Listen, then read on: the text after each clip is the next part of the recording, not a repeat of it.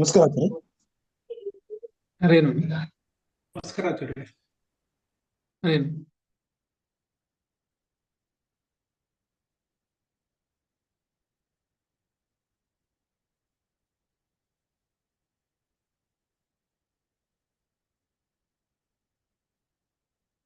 ಶ್ರೀ ಗುರುಭ್ಯೋ ನಮಃ. ಹರಿ ಓಂ. ನಾರಾಯಣಾಯ ಪರಿಪೂರ್ಣ ಗುಣಾರ್ಣವಾಯ ವಿಶ್ವೋದಯ ಸ್ಥಿತಿಲಯೋನ್ನಿಯತಿಪ್ರದಾಯ ಜ್ಞಾನಪ್ರದಾಯ ವಿಬುಧಾಸುರಸೌಖ್ಯ ದುಃಖ ಸತ್ಕಾರಣಾಯ ವಿತತಾಯ ನಮೋ ನಮಸ್ತೆ. ಅಶೇಷ ವಾಗ್ಜಾಡ್ಯಮಲಾಪಹಂತ್ರಿ ನವಂ ನವಂ ಸ್ಪಷ್ಟ ಸುವಾಕ್ಪ್ರದಾಯಿನಿ ಮಮೀಹ ಜಿಹ್ವಾಗ್ರಸುರಂಗನರ್ತಕೀ ಭವಪ್ರಸನ್ನಾ ವದನೆ ಚ ಮೇ ಶ್ರೀಃ. ಅಭ್ರಮಂ ಭಂಗರಹಿತಂ ಅಜಡಂ ವಿಮಲಂ ಸದಾ ಆನಂದತೀರ್ಥಮತುಲಂ ಭಜೆ ತಾಪತ್ರಯಾಪಹಂ. ಯಸ್ಯ ವಾಕ್ಕಾಮಧೇನುರ್ನಃ ಕಾಮಿತಾರ್ಥಾನ್ ಪ್ರಯಚ್ಛತಿ ಸೇವೇತಂ ಜಯಯೋಗೀಂದ್ರಂ ಕಾಮಬಾಣಚ್ಛಿದಂ ಸದಾ. ಪೂಜ್ಯಾಯ ರಾಘವೇಂದ್ರಾಯ ಸತ್ಯಧರ್ಮರತಾಯ ಚ ಭಜತಾಂ ಕಲ್ಪವೃಕ್ಷಾಯ ನಮತಾಂ ಕಾಮಧೇನವೇ. ಸತ್ಯಾಭಿಘ್ನಕರಾಬ್ಜೋತ್ಥಾನ್ ಪಂಚಾಶದ್ವರ್ಷಪೂಜಕಾನ್ ಸತ್ಯಪ್ರಮೋದತೀರ್ಥಾರ್ಯಾನ್ ನೌಮಿನ್ಯಾಯ ಸುಧಾರತಾನ್.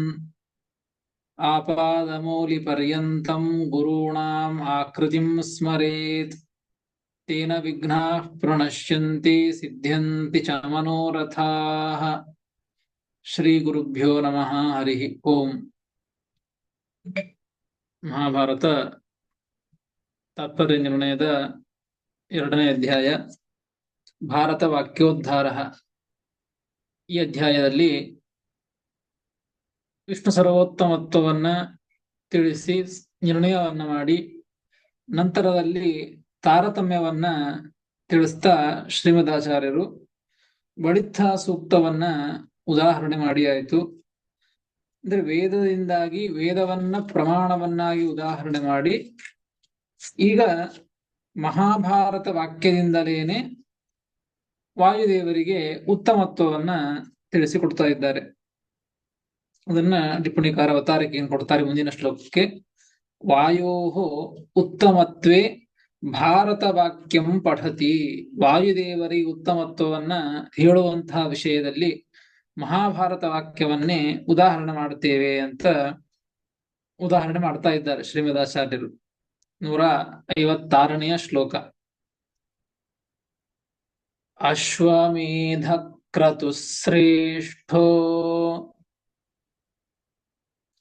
ಜ್ಯೋತಿಶ್ರೇಷ್ಠೋ ದಿವಾಕರಃ ಬ್ರಾಹ್ಮಣೋ ದ್ವಿಪದಾಂ ಶ್ರೇಷ್ಠೋ ದೇವಶ್ರೇಷ್ಠಸ್ತು ಮಾರುತಃ.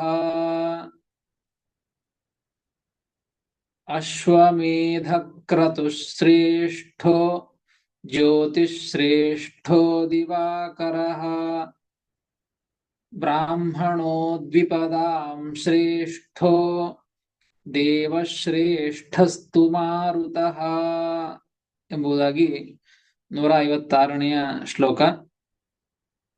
ಪದ ವಿಭಾಗ. ಅಶ್ವಮೇಧ ಕ್ರತುಶ್ರೇಷ್ಠ ಜ್ಯೋತಿಶ್ರೇಷ್ಠ ದಿವಾಕರಃ ಬ್ರಾಹ್ಮಣ ದ್ವಿಪದಾಂ ಶ್ರೇಷ್ಠ ದೇವಶ್ರೇಷ್ಠ ತು ಮಾರುತಃ ಎಂಬುದಾಗಿ ಪದವಿಭಾಗ. ಇಲ್ಲಿ ಇದು ಮಹಾಭಾರತದ ವಾಕ್ಯ. ಇಲ್ಲಿ ವಾಯುದೇವರಿಗೆ ಉತ್ತಮತ್ವವನ್ನ ತಿಳಿಸಿಕೊಟ್ಟಿದ್ದು ಏನು ಅಂದ್ರೆ ಪ್ರಸಂಗ ಯಾವುದು ಅಂತ ಹೇಳ್ತಾ ಇದ್ದಾರೆ. ಯಾವುದು ಯಾವುದರಲ್ಲಿ ಶ್ರೇಷ್ಠ ಅಂತ ಹೇಳುವಂತಹ ಪ್ರಸಂಗದಲ್ಲಿ ವಾಯುದೇವರಿಗೂ ಶ್ರೇಷ್ಠತ್ವವನ್ನ ತಿಳಿಸಿಕೊಟ್ಟಿದ್ದಾರೆ. ಯಾವುದು ಅಂದ್ರೆ ಅಶ್ವಮೇಧ ಕ್ರತುಶ್ರೇಷ್ಠ. ಕ್ರತುಗಳಲ್ಲಿ, ಕ್ರತು ಅಂದ್ರೆ ಯಜ್ಞಗಳು, ಯಜ್ಞಕ್ಕೆ ಕ್ರತು ಅಂತ ಕರೀತಾರೆ. ಕ್ರತುಶ್ರೇಷ್ಠ, ಯಜ್ಞಗಳಲ್ಲಿ ಶ್ರೇಷ್ಠವಾದಂತಹ ಯಜ್ಞ ಯಾವುದು ಅಂತಂದಾಗ ಅಶ್ವಮೇಧ ಅಂತ ಹೇಳಿದ್ದಾರೆ. ಅಶ್ವಮೇಧ ಯಾಗ. ಅಶ್ವಮೇಧ ಯಾಗ ಇದು ಯಜ್ಞಗಳಲ್ಲಿ ಶ್ರೇಷ್ಠವಾದಂತಹ ಯಜ್ಞ. ಬೃಹದಾರಣ್ಯಕ ಉಪನಿಷತ್ತಿನಲ್ಲಿ ಬರುತ್ತದೆ. ಅಶ್ವಮೇಧ ಬ್ರಾಹ್ಮಣ, ಅಶ್ವಬ್ರಾಹ್ಮಣ, ಅಶ್ವಮೇಧ ಬ್ರಾಹ್ಮಣ ಅಂತ ಅಲ್ಲಿ ಬರ್ತದೆ. ಅಲ್ಲಿ ಜಗತ್ತಿನ ಸೃಷ್ಟಿಯನ್ನ ಭಗವಂತ ಮಾಡಿದಾಗ ಬ್ರಹ್ಮದೇವರು ಸೃಷ್ಟಿ ಮಾಡ್ತಾನೆ. ಬ್ರಹ್ಮದೇವರು ಮೊಟ್ಟ ಮೊದಲಿಗೆ ತಾವು ರೂಪವನ್ನ ತಾಳಿ ತೆಗೆದುಕೊಂಡು ಯಜ್ಞವನ್ನ ಮಾಡಿದ್ದು ಅಂದ್ರೆ ಅಶ್ವಮೇಧ ಯಾಗವನ್ನ ಮಾಡಿದ್ದು. ಹೀಗೆ ಸೃಷ್ಟಿಯ ಕಾಲದಲ್ಲಿ ಹೀಗೆ ಅಶ್ವಮೇಧ ಯಾಗವನ್ನ ಅನೇಕ ಮಹಾನುಭಾವರು ಮಾಡಿದ್ದಾರೆ. ಹೀಗಾಗಿ ಆ ಅಶ್ವಮೇಧ ಯಾಗ ಎಂಬುದು ಎಲ್ಲ ಯಜ್ಞಗಳಲ್ಲಿ ಶ್ರೇಷ್ಠವಾದಂತಹ ಯಜ್ಞ. ಅಶ್ವಮೇಧ ಕ್ರತುಶ್ರೇಷ್ಠ. ಇನ್ನು ಜ್ಯೋತಿಶ್ರೇಷ್ಠ ದಿವಾಕರ. ಜ್ಯೋತಿಗಳು, ಪ್ರಕಾಶಮಯವಾದಂತಹವುಗಳು ಜಗತ್ತಿನೊಳಗೆ ಬಹಳ ಇವೆ, ಬಹಳ ಗ್ರಹಗಳಿವೆ, ಬೇಕಾದಷ್ಟಿವೆ. ಅಂತಹ ಜ್ಯೋತಿ ಅಂದ್ರೆ ಪ್ರಕಾಶ, ಪ್ರಕಾಶ ವಸ್ತುವಾದಂತಹವುಗಳಲ್ಲಿ ಯಾವುದು ಶ್ರೇಷ್ಠ ಅಂತಂದ್ರೆ ದಿವಾಕರ ಅಂತ ಹೇಳಿದ್ದಾರೆ. ಸೂರ್ಯ ಅಷ್ಟು ಪ್ರಕಾಶಮಯನಾದಂಥವನು.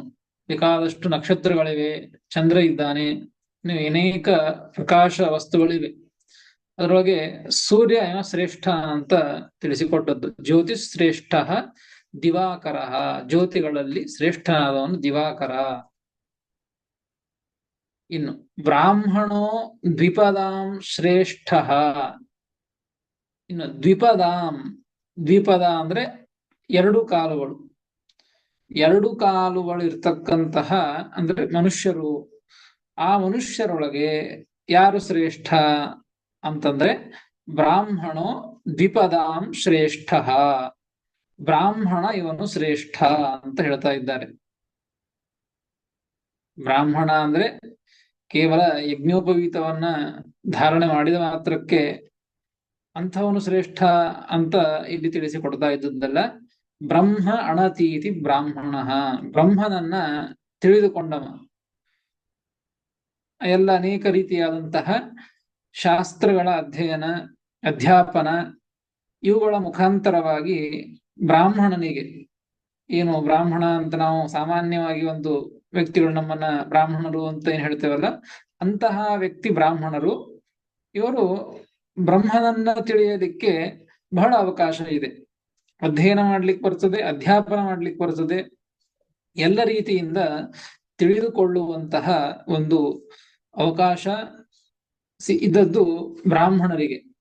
ಹೀಗಾಗಿ ಅದರೊಳಗೆ ವಿಶೇಷವಾಗಿ ಯಾರು ಬ್ರಾಹ್ಮಣ ಅಂದ್ರೆ ಬ್ರಹ್ಮಣತಿ, ಸರಿಯಾಗಿ ಬ್ರಹ್ಮನನ್ನ ಯಾರು ತಿಳಿದುಕೊಳ್ಳಿಕ್ಕೆ ಪ್ರಯತ್ನ ಮಾಡ್ತಾನೋ, ತಿಳಿದುಕೊಳ್ತಾನೋ ಅಂತಹ ವ್ಯಕ್ತಿ ದ್ವಿಪದಾಂ ಶ್ರೇಷ್ಠ, ಎರಡು ಕಾಲಗಳಿರ್ತಕ್ಕಂಥ ಮನುಷ್ಯರೊಳಗೆ ಶ್ರೇಷ್ಠನಾದಂತಹ ವ್ಯಕ್ತಿ.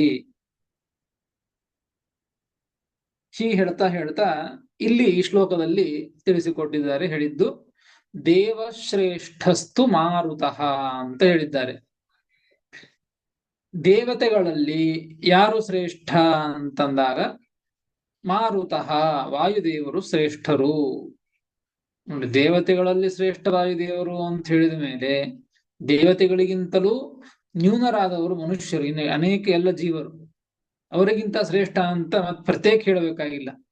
ದೇವತೆಗಳಿಗಿಂತ ಶ್ರೇಷ್ಠ ಅಂತಂದ ಮೇಲೆ ಮನುಷ್ಯರಿಗಿಂತ ದೇವತೆಗಳು ಶ್ರೇಷ್ಠ, ದೇವತೆಗಳಿಗಿಂತಲೂ ಶ್ರೇಷ್ಠ, ಎಲ್ಲ ದೇವತೆಗಳಿಗಿಂತಲೂ ಶ್ರೇಷ್ಠ ವಾಯುದೇವರು ಅಂತ ಹೇಳ್ಬಿಟ್ರೆ ಎಲ್ಲರಿಗಿಂತಲೂ ಶ್ರೇಷ್ಠ ಅಂತ ಅರ್ಥ.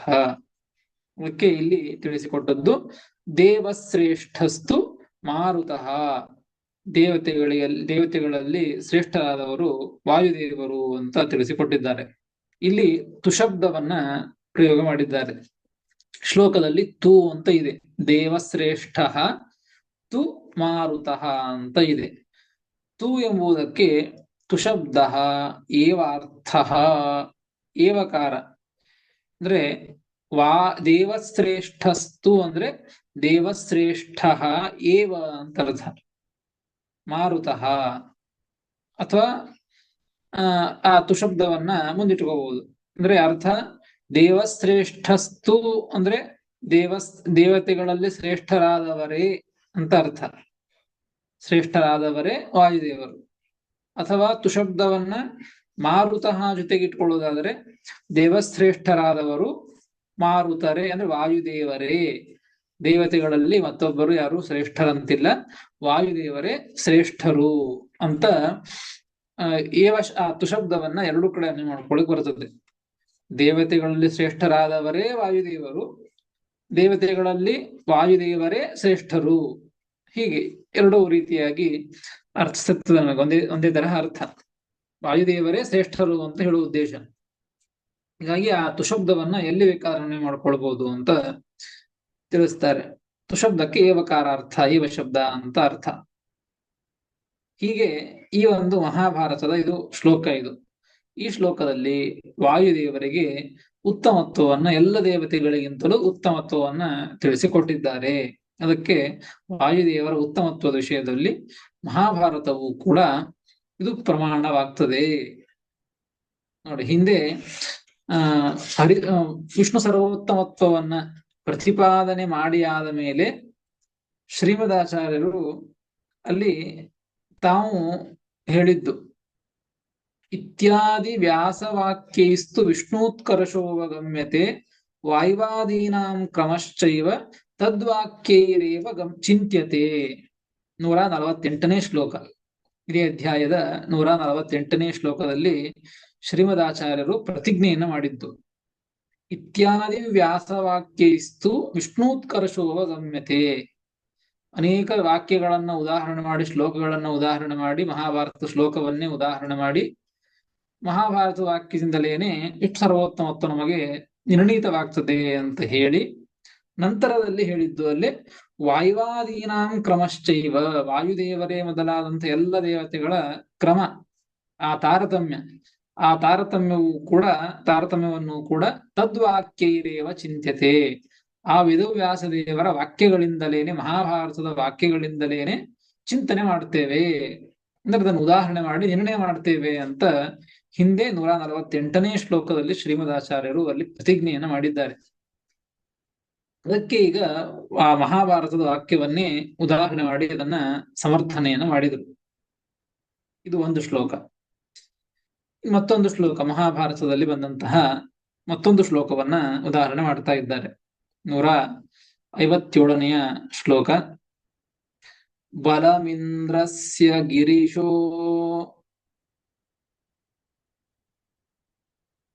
ಗಿರೀಶಸ್ಯ ಬಲಂ ಮರುತ ಬಲಂ ತಸ್ಯ ಹರಿಃ ಸಾಕ್ಷಾತ್ ನ ಹರೇರ್ಬಲಮನ್ಯತಃ. ಬಲಮಿಂದ್ರಸ್ಯ ಗಿರೀಶಸ್ಯ ಬಲಂ ಮರುತ ಬಲಂ ತಸ್ಯ ಹರಿಃ ಸಾಕ್ಷಾತ್ ನ ಹರೇರ್ಬಲಮನ್ಯತಃ ಎಂಬುದಾಗಿ 157ನೆಯ ಶ್ಲೋಕ.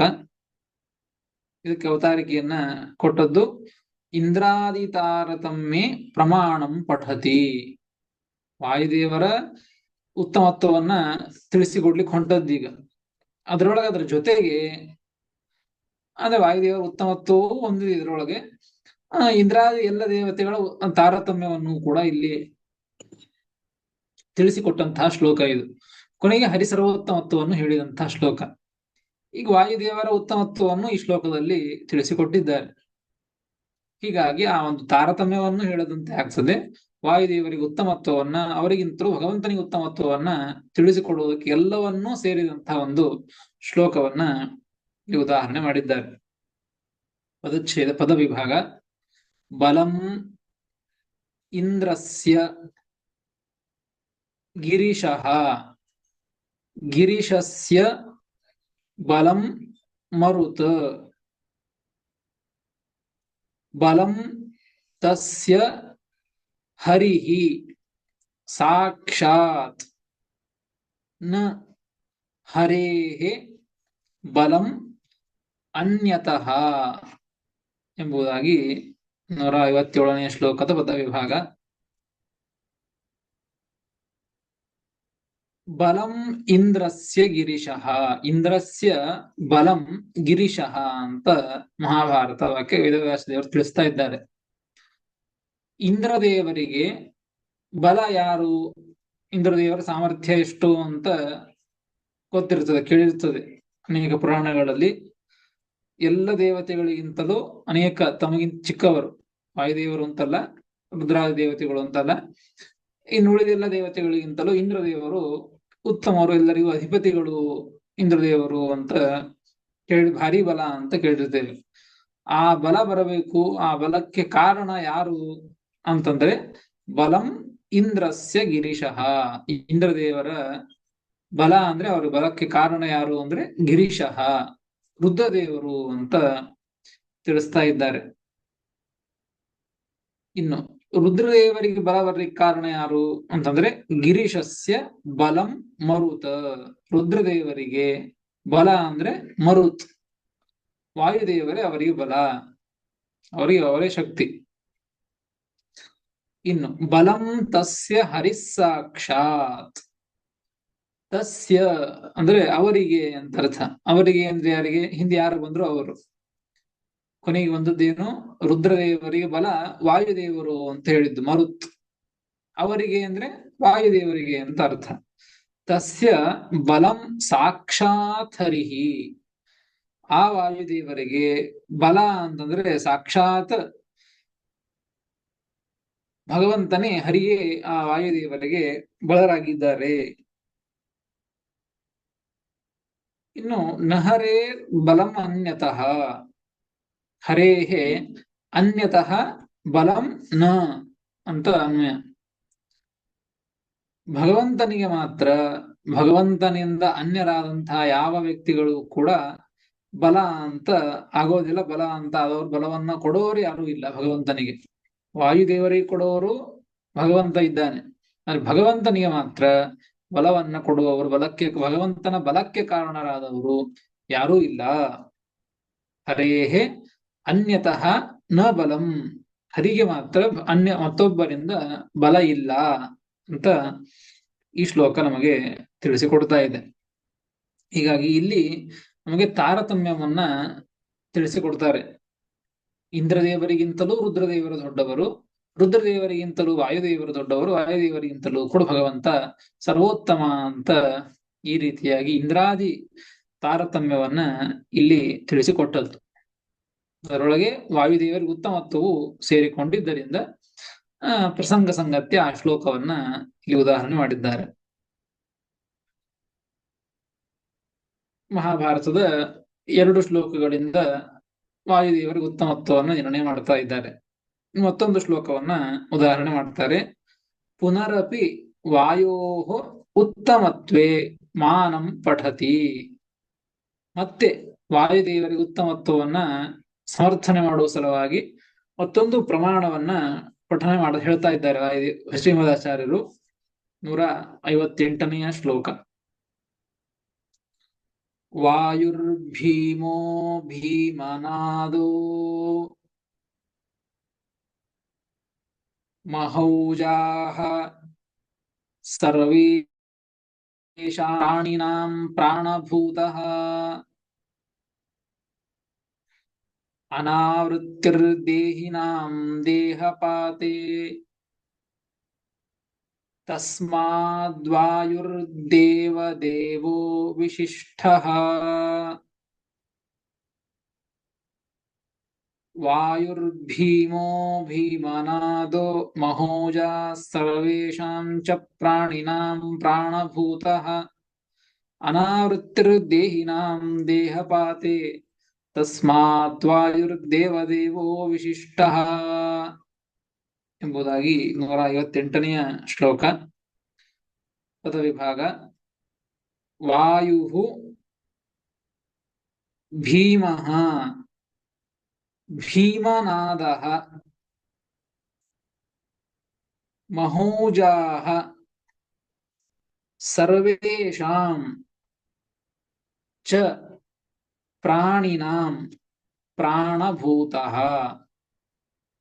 ಅನಾವೃತ್ತಿ ದೇಹಿನಾಂ ದೇಹಪಾತೆ ತಸ್ಮಾತ್ ವಾಯು ದೇವದೇವಃ ವಿಶಿಷ್ಟಃ ಎಂಬುದಾಗಿ ಪದ ವಿಭಾಗ.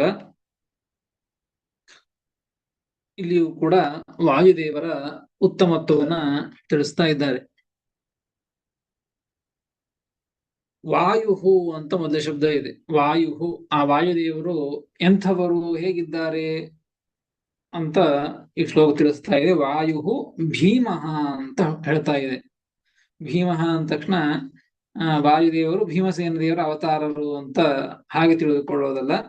ಅದು ಭೀಮಸೇನ ದೇವರ ಅವತಾರರು ಇದ್ದದ್ದು ನಿಜ. ಆದರೆ ಇಲ್ಲಿ ಹೇಳ್ತಾ ಇದ್ದದ್ದು ವಾಯು ಭೀಮಃ ಅಂದ್ರೆ ಭೀಮ ಶಬ್ದಕ್ಕೆ ಭಯಂಕರ ಅಂತ ಅರ್ಥ. ಭೀಮಃ ಭಯಂಕರ ಅಂದ್ರೆ ಭಯಂಕರ ಅಂದ್ರೆ ಭಯವನ್ನ ಹುಟ್ಟಿಸುವವರು. ಯಾರಿಗೆ? ಅಸುರರಿಗೆ, ದುಷ್ಟರಿಗೆ ಭಯವನ್ನ ಹುಟ್ಟಿಸುವಂತಹ ಕಾರ್ಯ ಯಾರದು ಅಂದ್ರೆ ವಾಯುದೇವರ ಕಾರ್ಯ. ದುಷ್ಟರಿಗೆ ಭಯವನ್ನು ಉಂಟು ಮಾಡುತ್ತಾರೆ. ಹೀಗಾಗಿ ವಾಯು ಭೀಮಃ ಅಂದ್ರೆ ಭಯಂಕರ, ಅಸುರರಿಗೆ, ದೈತ್ಯರಿಗೆ ಭಯವನ್ನ ಉಂಟು ಮಾಡ್ತಾರೆ. ಇದಕ್ಕಾಗಿ ಭೀಮಃ ಅಂತ ವಾಯುದೇವರನ್ನ ಕರೆದದ್ದು. ಭೀಮನಾದ, ಮತ್ತೆ ಹೇಗಿದ್ದಾರೆ ವಾಯುದೇವರು ಅಂದ್ರೆ ಭೀಮನಾದ, ಭಯಂಕರವಾದಂತಹ ಧ್ವನಿಯನ್ನ ಮಾಡ್ತಾರೆ. ಆ ವಾಯುದೇವರ ಧ್ವನಿ ಹೇಗೆ ಸಿಂಹ ಗರ್ಜನೆಯನ್ನ ಕೇಳಿದರೆ ಹೇಗೆ ಭಯ ಉಂಟಾಗಬೇಕೋ, ಆ ಸಿಂಹ ಗರ್ಜನೆ ಏನೂ ಅಲ್ಲ. ಅನೇಕ ಮಹಾ ಅಸುರರು, ಭಾರೀ ಪ್ರಬಲರಾದಂತಹ ಅಸುರರು, ಅಂತಹ ದೊಡ್ಡ ದೊಡ್ಡ ಅಸುರರಿಗೂ ಕೂಡ ವಾಯುದೇವರ ಧ್ವನಿ ಇದು ಭಯವನ್ನ ಉಂಟು ಮಾಡುತ್ತದೆ. ಹೀಗಾಗಿ ಭೀಮನಾದ, ಅಸುರರಿಗೆ ಭಯವನ್ನ ಹುಟ್ಟಿಸುವಂತಹ ಧ್ವನಿಯನ್ನ ಉಳ್ಳವರು ಅದು ವಾಯುದೇವರು. ಮತ್ತು ಮಹೌಜಾಹ, ಓಜಸ್ ಅಂದ್ರೆ ಕಾಂತಿ, ತೇಜಸ್ಸು ಅಂತ ಅರ್ಥ. ಮಹೌಜಾಹ, ಆ ವಾಯುದೇವರು ಹೇಗಿದ್ದಾರೆ ಅಂದ್ರೆ ಮಹೌಜಾಹ, ಭಾರೀ ತೇಜಸ್ಸುಳ್ಳವರು, ಮಹಾ ತೇಜಸ್ಸು, ಮಹೌಜಾಹ. ಮತ್ತೆ ಹೇಗೆ ಅಂದ್ರೆ ಸರ್ವೇಷಾಂ ಚ ಪ್ರಾಣಿನಾಂ ಪ್ರಾಣಭೂತಃ. ಸರ್ವೇಷಾಂ ಪ್ರಾಣಿನಾಂ, ಇಲ್ಲಿ ಅನೇಕ ಅರ್ಥಗಳನ್ನ ತಿಳಿಸಿಕೊಟ್ಟಿದ್ದಾರೆ. ಪ್ರಾಣಭೂತಃ ಅಂದ್ರೆ ಪ್ರಾಣಾನಾಂ ಇಂದ್ರಿಯಾಣಾಂ ಸತ್ವೇ ಕಾರಣಭೂತಃ ಅಂತ ಅರ್ಥ ಬರೀತಾರೆ. ಅಂದ್ರೆ ಪ್ರಾಣ ಎಂಬುದಕ್ಕೆ ಪ್ರಾಣಿನಾಂ ಅಂತಿದೆ ಮೊದಲಿಗೆ. ಪ್ರಾಣಿನಾಂ ಪ್ರಾಣಭೂತಃ, ಪ್ರಾಣ ಎಂಬುದಕ್ಕೆ ಇಂದ್ರಿಯಗಳು ಅಂತ ಅರ್ಥ ಇವೆ. ಪ್ರಾಣಾನಾಂ ಇಂದ್ರಿಯಾಣಾಂ ಸತ್ವೇ ಕಾರಣಭೂತಃ, ಆ ಇಂದ್ರಿಯಗಳು ಇರ್ಲಿಕ್ಕೆ, ಇಂದ್ರಿಯಗಳು ಸರಿಯಾಗಿ ಇರ್ಲಿಕ್ಕೆ ಕಾರಣಭೂತರಾದವರು ವಾಯುದೇವರು ಅಂತ ಅರ್ಥವನ್ನು ಹೇಳ್ತಾ ಇದ್ದಾರೆ. ಅಥವಾ ಪ್ರಾಣಿನಾಂ ಅಂತ ಇಟ್ಕೊಂಡಾಗ ಯದ್ವಾ ಪ್ರಾಣಿನಾಂ, ಪ್ರಾಣಿ ಅಂದ್ರೆ ಜೀವ ಅಂತ ಅರ್ಥ, ಪ್ರಾಣ ಉಳ್ಳವ. ಹೀಗಾಗಿ ಪ್ರಾಣಿನಾಂ ಜೀವಾನಾಂ ಪ್ರಾಣಭೂತಃ, ಜೀವರಿಗೆ ಪ್ರಾಣಭೂತರಾದವರು, ಎಲ್ಲ ಜೀವರು. ಸರ್ವೇಷಾಂ ಪ್ರಾಣಿನಾಂ, ಯಾವುದೋ ಒಬ್ಬ ಜೀವನಿಗಲ್ಲ, ಪ್ರತಿಯೊಬ್ಬ ಜೀವ. ಕೇವಲ ಮನುಷ್ಯ ಅಂತ ಅರ್ಥ ಅಲ್ಲ. ಅನೇಕ ಕ್ರಿಮಿಕೀಟಗಳಿವೆ, ಅನೇಕ ರೀತಿಯಾದಂತಹ ಸಸ್ಯಗಳಿವೆ, ಗಿಡ ಮರಗಳಿವೆ, ಎಲ್ಲದರಲ್ಲಿ ಜೀವ ಇದೆ. ಆ ಪ್ರತಿಯೊಂದು ಅನಂತ ಜೀವರು, ಆ ಅನಂತ ಜೀವರಿಗೂ ಕೂಡ ಪ್ರಾಣಭೂತಃ, ಜೀವನ ಕಾರಣಭೂತಃ. ಅವರು ಇರ್ಲಿಕ್ಕೆ, ನಾವೆಲ್ಲರೂ ಕೂಡ ಈ ಜೀವನ, ನಮ್ಮ ಜೀವನ ಇರಬೇಕು, ಈ ಜೀವನ ನಡಿಬೇಕು ಅಂತನ್ಲಿಕ್ಕೆ ಇದಕ್ಕೆ ಕಾರಣಭೂತರಾದವರು ವಾಯುದೇವರು. ವಾಯುದೇವರು ಇದ್ದಾರೆ ಅಂತ ಎಲ್ಲರ ಜೀವನ ಇದೆ. ಯಾರ್ಯಾರ ಜೀವನ ಈಗ ನಡೀತಾ ಇದೆಯೋ ಎಲ್ಲರ ಜೀವನವೂ ಕೂಡ ನಡೀತಾ ಇದ್ದದ್ದು ವಾಯುದೇವರು ಇದ್ದದ್ದಕ್ಕೆ. ಹೀಗಾಗಿ ಎಲ್ಲರ ಜೀವನಕ್ಕೆ ಕಾರಣರಾದವರು ವಾಯುದೇವರು. ಹೀಗಾಗಿ ಪ್ರಾಣಿನಾಂ ಜೀವಾನಾಂ ಪ್ರಾಣಭೂತಃ, ಎಲ್ಲ ಜೀವರಿಗೆ ಪ್ರಾಣಭೂತರಾದವರು, ಆ ಪ್ರಾಣ ಉಳಿಯುವಂತೆ ಮಾಡುವವರು, ಕಾರಣರಾದವರು ವಾಯುದೇವರು.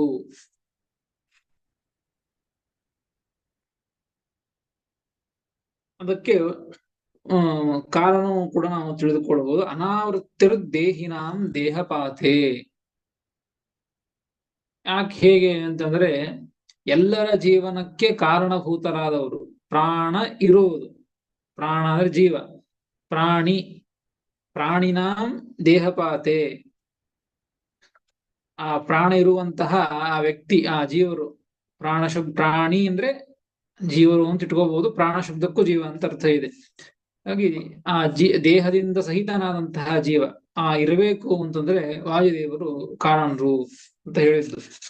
ಅದಕ್ಕೆ ಒಂದು ಕಾರಣ, ಉದಾಹರಣೆಯನ್ನು ಕೊಡ್ತಾ ಇದೆ. ಅಂದ್ರೆ ಒಂದು ವಿಚಾರವನ್ನು ತಿಳಿಸ್ತಾರೆ. ಅನಾವೃತ್ತಿರ್ ದೇಹಿನಾಂ ದೇಹಪಾತೆ.